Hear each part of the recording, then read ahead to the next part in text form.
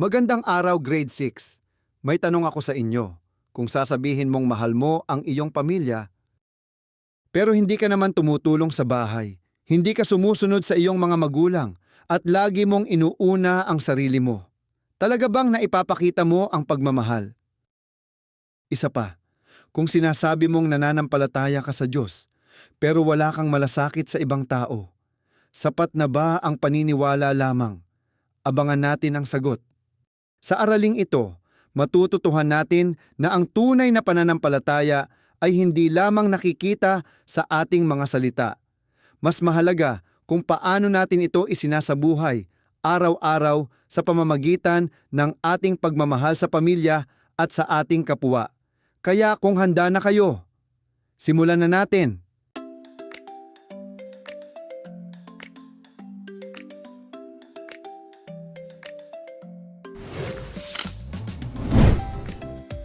Pagkatapos ng araling ito, inaasahan kong kaya mo nang matukoy ang mga kilos ng pagmamahal sa pamilya bilang tanda ng pananampalataya sa Diyos. Maipaliwanag kung bakit ang pagmamahal sa kapwa ay nagpapakita ng mabuting pagkatao. Maisabuhay ang mga simpleng gawa ng pagmamahal sa pamilya at kapwa araw-araw.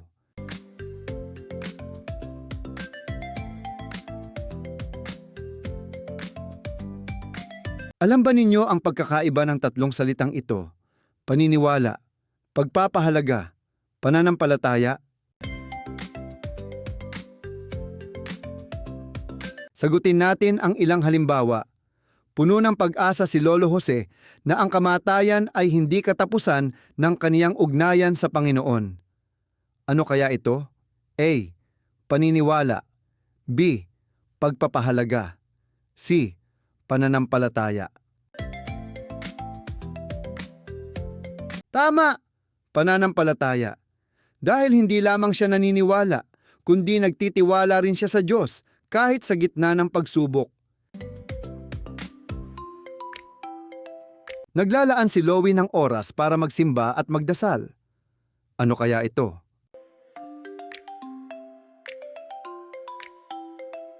Tama! Pagpapahalaga.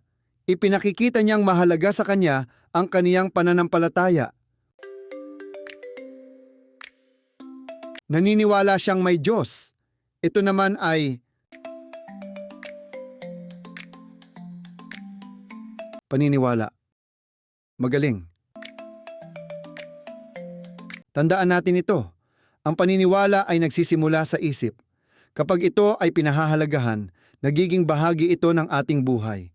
At kapag tuluyan na natin itong isinasabuhay, nagiging pananampalataya na ito.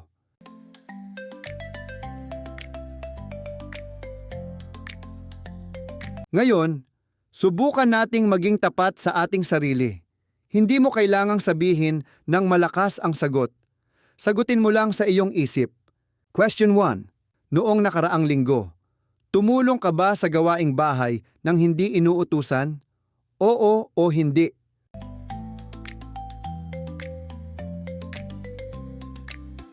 Question 2. May pagkakataon ba na nagbahagi ka ng pagkain o tumulong sa isang kapamilya? Question 3. Nagboluntaryo ka ba sa paaralan o tumulong sa isang kaibigan na nangangailangan?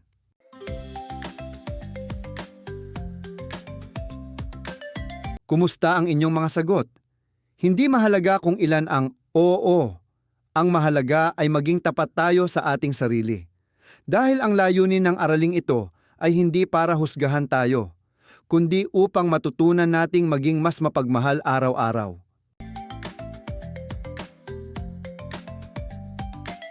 Kapag naririnig natin ang salitang pananampalataya, ano agad ang pumapasok sa isip ninyo?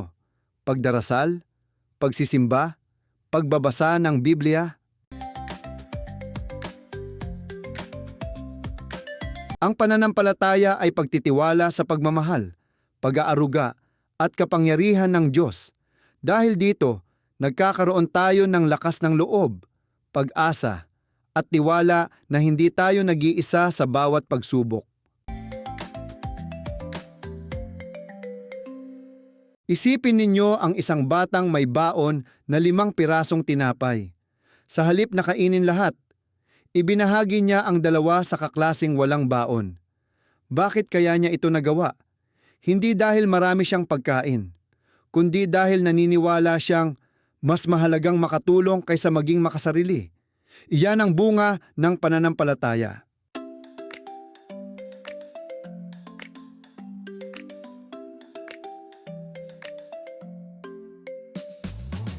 Kapag nagtitiwala tayo sa Diyos, hindi tayo natatakot gumawa ng kabutihan. Hindi tayo nagiging sakim. Hindi tayo nagiging madamot. Bagkus, handa tayong magbahagi, tumulong, at magmahal. Dahil naniniwala tayong ang Diyos ang patuloy na magbibigay ng ating mga pangangailangan.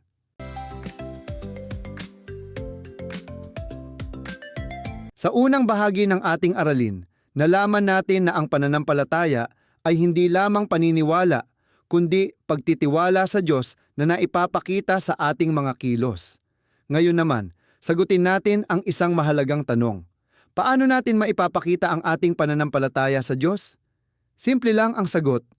Sa pamamagitan ng pagmamahal sa ating pamilya at sa ating kapwa.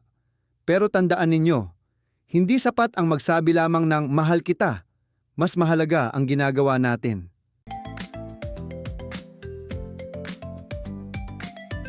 Kung ikaw ang tatanungin, sino kaya sa 2 bata ang mas naipapakita ang pagmamahal?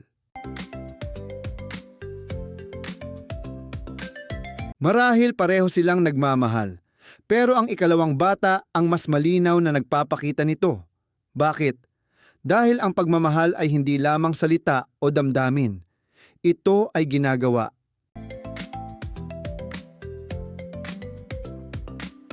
Kapag tayo ay nag-aalaga, tumutulong, gumagalang, nagpapatawad, at nagmamalasakit, iyan ang tunay na pagmamahal. Subukan nating isipin ang ilang sitwasyon. Unang sitwasyon, pagod na pagod si nanay galing sa trabaho. Pagdating niya sa bahay, marami pang hugasing plato. Ano ang maaari mong gawin?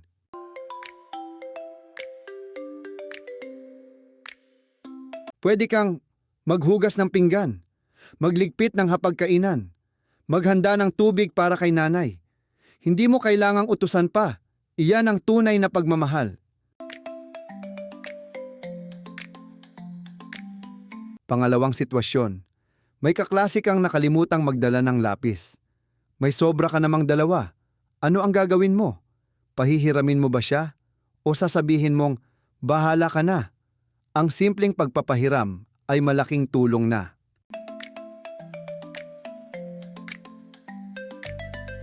Pangatlong sitwasyon, habang naglalakad ka pa uwi, may nakita kang matandang hirap buhatin ang kaniyang mga pinamili. Ano kaya ang maaari mong gawin? Tulungan siyang buhatin o tanungin kung kailangan niya ng tulong. Hindi mo man siya kilala, na ipakita mo pa rin ang pagmamahal sa kapwa. Napansin ba ninyo? Hindi kailangang gumastos ng malaking pera para maging mapagmahal. Minsan, ang isang ngiti, isang salamat, isang pasensya na, o simpleng pagtulong ay sapat na upang mapasaya ang ibang tao. Handa na ba kayo? Maglaro tayo ng Love or Not. Kapag ang ipinakita kong gawain ay nagpapakita ng pagmamahal, itaas ang 2 kamay. Kapag hindi naman, i-cross ang inyong mga braso. Ready?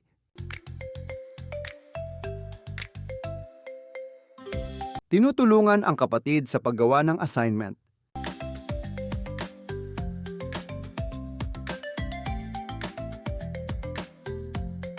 Inaaway ang kaklase dahil natalo sa laro.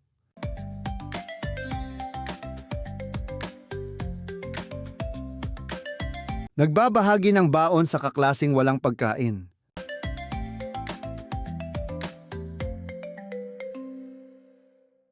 Nagdarasal araw-araw, pero masungit sa pamilya.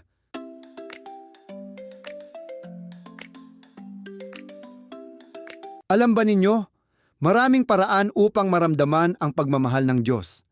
Kapag nakikita natin ang napakagandang kalikasan, ang mga bundok, mga ilog, karagatan, mga bulaklak, at iba't ibang hayop, naaalala natin kung gaano kadakila ang ating manlilikha.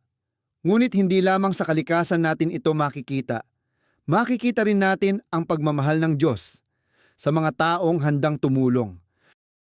Halimbawa, mga doktor at nurse na nag-aalaga sa may sakit, mga guro na nagtuturo araw-araw, mga pulis at bumbirong handang magsakripisyo para sa kaligtasan ng iba, mga magulang na nagsisikap magtrabaho upang maitaguyod ang pamilya. Sa tuwing gumagawa tayo ng kabutihan, parang ipinapasa rin natin ang pagmamahal ng Diyos sa ibang tao. Hindi hinihintay ng pagmamahal ang tamang edad. Hindi kailangang maging mayaman. Hindi kailangang maging sikat.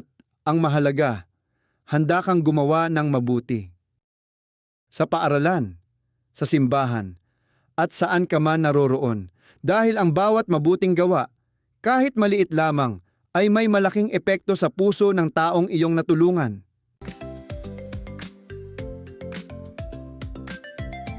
Ngayong alam na natin na ang tunay na pananampalataya ay naipapakita sa pamamagitan ng ating pagmamahal sa pamilya at kapwa, panahon na upang ilapat natin ang ating natutuhan sa totoong buhay. Hindi sapat na matapos lang nating panoorin ang araling ito. Ang mas mahalaga ay, ano ang gagawin natin pagkatapos nito?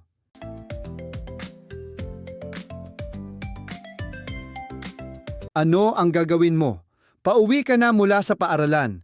Pagdating mo sa bahay, nakita mong naghuhugas ng pinggan ang iyong nanay habang inaalagaan pa ang iyong nakababatang kapatid. Ano ang gagawin mo? A. Maglalaro agad ng cellphone. B. Tutulong sa paghuhugas o pag-aalaga sa kapatid. Tama. Ang simpleng pagtulong ay malaking pagpapakita ng pagmamahal.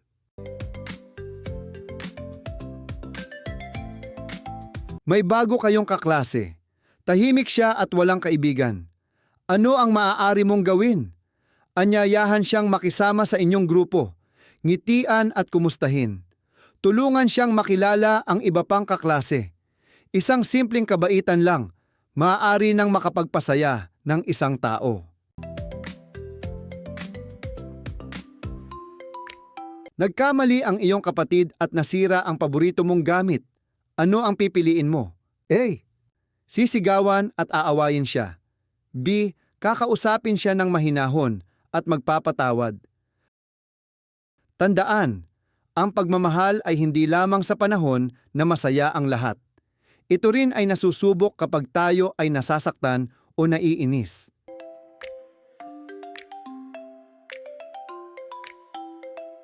Balikan natin ang mahahalagang aral ngayon.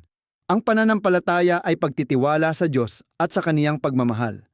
Ang pagmamahal ay hindi lamang damdamin o salita. Ito ay naipapakita sa ating mga kilos. Kapag tayo ay tumutulong, gumagalang, nagpapatawad, nagbabahagi, at nagmamalasakit. Naipapakita natin ang ating pagmamahal sa Diyos sa pamamagitan ng pagmamahal sa ating pamilya at kapwa. Tandaan ninyo ang isang simpleng mensahe. Ang pananampalataya ay nakikita hindi lamang sa ating sinasabi, kundi higit sa lahat sa ating ginagawa.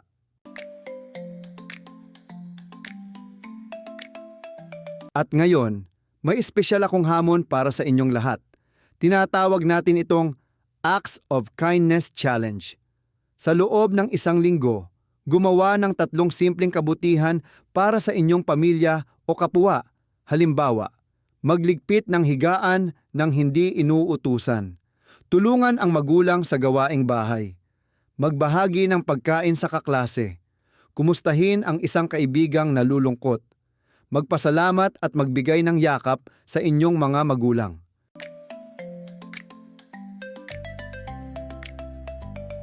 Pagkatapos, isulat sa inyong kwaderno ang sagot sa 2 tanong. Ano ang ginawa ko? Ano ang naramdaman ko matapos itong gawin?